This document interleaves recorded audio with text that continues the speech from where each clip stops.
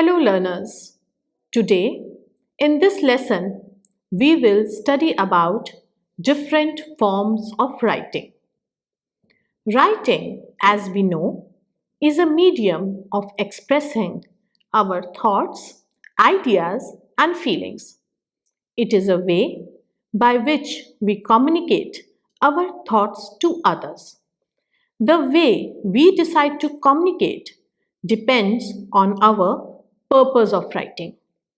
As per our purpose, we select a specific form of writing from different forms of writing. What are these forms of writing? Now let's study this. There are 6 different forms of writing: descriptive, expository, narrative, persuasive, argumentative, and essays of definition. Each form of writing has a specific purpose and hence it is selected accordingly. We will be discussing all these forms one by one. Let's start with first form of writing, that is descriptive writing. As it's clear from its title, descriptive, that is related to describing. We use this form of writing when we wish to describe about a person, place, topic, event, and so on. It is a detailed written account of a specific experience or object or a person. This form of writing uses rich, descriptive language. The author uses adjectives, similes and metaphors, visualizations, and sensory details to enhance the reader's experience. Now, let us discuss some significant characteristics of descriptive writing. First of all, descriptive writing has a clear focus. The reader clearly understands the main focus and intention of the writer. Secondly, descriptive writing has rich sensory details. Writer describes the focused person, place, or object in such rich details that it appeals to the reader's sense of sight, touch, listening, smell, and taste. Thirdly, in order to enrich the description, the writer makes use of similes and metaphors. The writer uses these literary devices to ensure that the reader is able to picture the person, place, or object clearly. Fourth, descriptive writing is well organized. It is written properly to portray the actual description clearly. Now, let us understand descriptive writing with some examples. Please note how the author has used rich language to describe his focused person, place, or object. I take my first example from the famous novel Harry Potter and the Sorcerer's Stone, written by J.K. Rowling. I will share a paragraph using descriptive form of writing. So let's see. It was lit by thousands and thousands of candles that were floating in midair over 4 long tables where the rest of the students were sitting. These tables were laid with glittering golden plates and goblets. At the top of the hall was another long table where the teachers were sitting. The hundreds of faces staring at them looked like pale lanterns in the flickering candlelight. Harry looked upward and saw a velvety black ceiling dotted with stars. It was hard to believe there was a ceiling there at all, and that the great hall didn't simply open onto the heaven. I hope you must have noticed how J.K. Rowling has portrayed the picture of the hall from the eyes of the lead character, Harry Potter. Now, let's look at another example from a famous story, Charlie and the Chocolate Factory, written by Roald Dahl. Mr. Wonka was standing all alone, just inside the gates of the factory. What an extraordinary little man he was! He had a black top hat on his head. He wore a tailcoat made of a beautiful plum-colored velvet.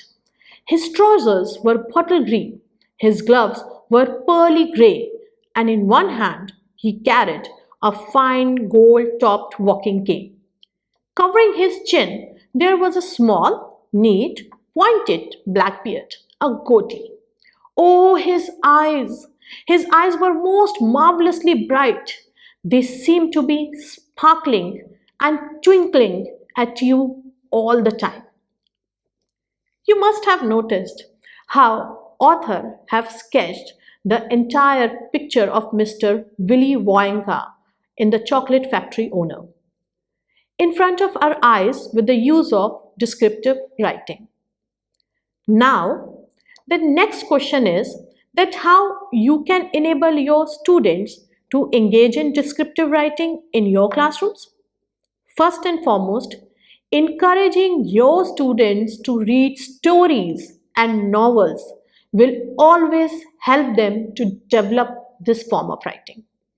In addition to that, there are certain steps which you must keep in mind while encouraging students to write descriptive writing. Now, what are those steps? First of all, ask them to choose a topic. Maybe they can decide to write about their classmates, or they may decide to write about their classroom. Next, ask your students to focus on the main impression, like what they want to focus on that image. Like if they wish to write about their classmates, then what do they wish to emphasize on? Is it a dress, appearance, nature, habits? Remember how Roald Dahl described Willy Wonka? Similarly, if they wish to describe their classroom, then again they need to focus on what will be their main emphasis. Just again revisit how J.K. Rowling described the hall. Thirdly, to make our description rich, encourage your students to make rich use of words. Use of similes and metaphors will help in making the description clear, specific, and rich. Last, in order to maintain readers' interest, encourage your students to use rich sensory details. Description that appeal to the reader's sense of sight, touch, listening, smell, and taste must be included to keep readers' interest alive. I hope we are now clear with descriptive writing. So now let's come to the second form of writing, that is narrative writing. Narrative writing is related to narration. It includes writing about one's experiences in the form of a story, essay, fairy tale, biographical sketches, and autobiographies. This writing style can be used by writers, scholars, historians, and highly imaginative scientists for sharing their stories. Every narrative writing has 5 main elements, that is, plot, setting, character, conflict, and theme. Let us take an example of narrative writing to understand it properly. I have chosen the story, The 12 Dancing Princesses, from Grimm's Fairy Tales for explaining narrative writing and its element. Now, let us read the introductory section of the story, The 12 Dancing Princesses. There was a king who had 12 beautiful daughters. They slept in 12 beds, all in one room, and when they went to bed, the doors were shut and locked up. But every morning, their shoes were found to be quite worn though, as if they had been danced in all night, and yet nobody could find out how it happened or where they had been. Then the king made it known to all the land that if any person could discover the secret and find out where it was that the princesses danced in the night, he should have the one he liked best for his wife and should be king after his death. But whoever tried and didn't succeed after 3 days and nights should be put to death. Now this story continues and many princes come to find out where the 12 princesses go for dancing all night. But unfortunately, all of them failed. Next, a soldiers come in the story. He was able to discover the secret with the help of the advice given by an old woman. He tells king that his princesses go in an underground chamber in their room. From there, they reach a place where they meet 12 princes and dance with them all night. King, after knowing the secret, as per the promise, gets his eldest daughter married to the soldier and he becomes the new king. Now, let's look at this fairy tale and analyze its five main elements. First of all, plot. Now, the plot of the story is that the king locks his 12 daughters in their chambers, but every morning their shoes are in tatters, and it's clear they were sleeping all night and they have not stepped out of the chamber. The king is curious to solve the mystery. Next, what's the setting of the story? There are three main settings in the story. First, princess's chamber. It is the place where the 12 princesses live. Secondly, the forest. It is the place where soldier meets the old women. The third setting is the underground chamber. It is the place where the 12 princesses go to meet 12 princes and dance all night. Then, who are the characters of this story? There are many characters in this story, such as the king, 12 princesses, soldiers, old women, 12 princes, and other princes who come to discover the secret of princesses. Now, the conflict in the story. The conflict is the mystery of where the princesses went for a dance. Every morning they return with holes in their shoes as they are locked in their chamber. Hence, where can they go? Now, what's the theme of this fairy tale? The theme of this fairy tale is importance of trust and relationship. The king always locked his daughter in the chamber to ensure that they will not go out. Hence, daughters discovered an underground chamber and never told their father. So, we have seen how this narrative writing clearly brings out plot, setting, character, conflict, and theme. Now, as a teacher, we may think, how can we enable our students to engage in this form of writing? First and foremost, encourage your students to read stories and novels. They must get adequate opportunities to read literature. It will always help them to develop this form of writing. In addition to it, students can be guided to write narrative pieces in following ways. First, ask the students to develop a story map by focusing on WH questions like who, what, where, when, why, and how. These questions will make the basic narrative writing structures. These questions will make the basic narrative writing structure. For example, who are the characters? What will be the setting of the story? Where will be the characters meet? When will events happen? What's the problem? Why it is important to resolve the problem and how it gets resolved. Secondly, encourage your students to use vivid and rich language to narrate what's happening. Thirdly, emphasize that students should incorporate visual elements in their narrative writing to involve readers. In this way, they will be able to write narrative writing stories.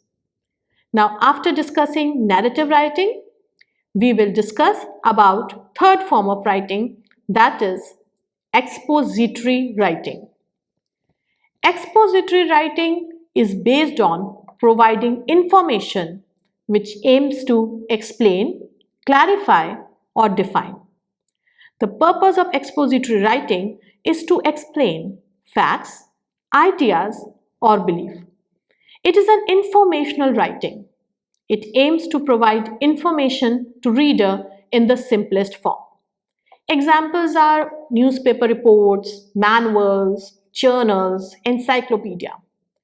For this form of writing, writer assumes that the reader has no prior knowledge of the topic being described. Now I'll be sharing an example of expository writing with you. It's an excerpt taken from chapter Nelson Mandela, Long Walk to Freedom for NCERT textbook of class 10th. Nelson Mandela has become South Africa's first black president after more than 3 centuries of white rule. Mr. Mandela's African National Congress ANC party won 252 of the 400 seats in the first democratic elections of South Africa's history. The inauguration ceremony took place in the Union Buildings Amphitheatre in Pretoria today, attended by politicians and dignitaries from more than 140 countries around the world. Never, never again will this beautiful land experience the oppression of one by another, said Nelson Mandela in his address. Jubilant scenes on the streets of Pretoria followed the ceremony with blacks, whites, and coloreds celebrating together. More than 1 lakh South African men, women, and children of all races sang and danced with joy. You must have noticed how this passage gives information about the inauguration ceremony and the celebration. It is important to note that expository writing has different organizational patterns, which is selected by the writer as per the purpose and need of the topic. Some main styles of expository writing are, like number 1 is description. In this writing pattern, we describe an issue. For example, writing about coronavirus and its ability of spreading so fast. Number 2 is sequence. Now in this expository writing pattern, we discuss the sequence of the focused idea. So let's take the example like how the spread of coronavirus started in China and how it reached India. Now number 3 pattern is comparison. This expository writing pattern is used to make comparison between 2 topics. For example, comparing coronavirus with other virus spreads such as SARS or Ebola. Now, the 4th writing pattern is cause and effect. This writing pattern is used to describe the relation of a cause and its effect. For example, why did something happen? What is the cause for it? What are its effects? For example, why did coronavirus got spread so rapidly? What were the effects of this rapid spread? 5th pattern is problem and solution. Now, in this expository writing pattern, the writer identifies the problem and then proposes the solution. For example, spread of coronavirus is so dangerous for a highly populated country like ours. What are the problems involved in limiting coronavirus spread and how those problems can be resolved? These were the main writing patterns of expository writing. Now, after this, let's discuss what makes an expository writing good. First of all, a good expository writing must be informative. That is, it must give us important information about the topic focused. Secondly, it must have clarity. That is, the points focused in the writing must come out clearly. Third is, a good expository writing must have organization. Facts and information must be organized in a systematic way. Next is that an expository writing should be unbiased. It must present facts in a proper way. Last is, a good expository writing must be written objectively. It must not reflect writer's subjective opinion. Now, these were the main features of a good expository writing. After expository writing, now we come to the fourth form of writing, that is persuasive writing. With its title, it is clear that this writing form is written to persuade someone. It is meant to persuade the reader to agree with writer's idea. Persuasive writing attempts at convincing the reader to change their opinion with the logic and argument provided by the writer. Author presents the argument and then tries to convince readers with his point of views and reasons. For effective persuasive writing, we must follow certain steps. First of all, we must state the argument clearly. We must clarify what is the issue all about and on what side this article will be focusing. Secondly, clarify its relevance to the readers. The writer must clarify to the readers why it is important for them to understand this issue properly. Thirdly, we must sequence the facts and information. It means we must pre-decide how and in which order we will present our concerns and arguments. Next, we must form and state our conclusions. Writers must state the collected facts and conclusions derived clearly. After this, the writer must persuade readers properly. Writer must emphasize that his conclusions are based upon facts well collected and analyzed. Lastly, the tone of persuasive writing must be confident enough to persuade the reader. After persuasive writing, let's come to argumentative writing, which is very similar to persuasive writing. Just like persuasive writing, the purpose of argumentative writing is to win readers to the author's side. It is to make readers agree and accept the stand taken by the writer. It uses evidences to support the idea focused by the writer. Its purpose is to persuade the reader to agree with the argument made. It is not based on writer's thoughts and opinion, rather it is based on facts and evidences in support of the argument being made. Argumentative writing is objective in nature. That is, it focuses on presenting facts and information. The writer convinces the reader by presenting data in an objective way. However, argumentative writing is different from persuasive writing as it presents only one side of facts. Now, the last form of writing is essays of definition. These are based on a concept, idea, or term. It is written with the purpose to clarify a particular idea. These provide answers to various questions, including what, how, why, and when, as to provide a complete understanding of the subject.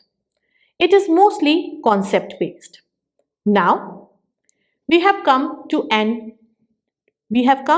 end of this topic, so let's summarize. In this lesson, we focused on forms of writing. We have also discussed that selection of form of writing depends on the purpose of writing. The writer selects the appropriate form accordingly. We discussed about descriptive writing. We use this form of writing when we wish to describe about a person, place, topic, or event. Then we discussed about characteristics of descriptive writing and the ways by which we can help our students engage with descriptive writing. Then we discussed about second form of writing, that is narrative writing. We discussed about its main elements and also discussed how can we help our students to engage in narrative writing. After that, we took up expository writing. The purpose of expository writing is to explain facts, ideas, or beliefs. Then we discussed about styles of expository writing and characteristics of good expository writing.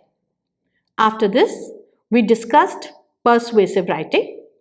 As we shared persuasive writing, attempts at convincing the reader to change their opinions with the logic and argument provided by the writer. We also discussed about how to write a persuasive essay. Last, we discussed about argumentative writing and essays of definition. Learners, I wish to specify, as a teacher, it is very essential for us to expose our students to all these forms of writing. Given the opportunity to engage with the good quality literature, our students will be able to understand the required form of writing effectively. It will be great if we as teachers do try to engage with all these forms of writing.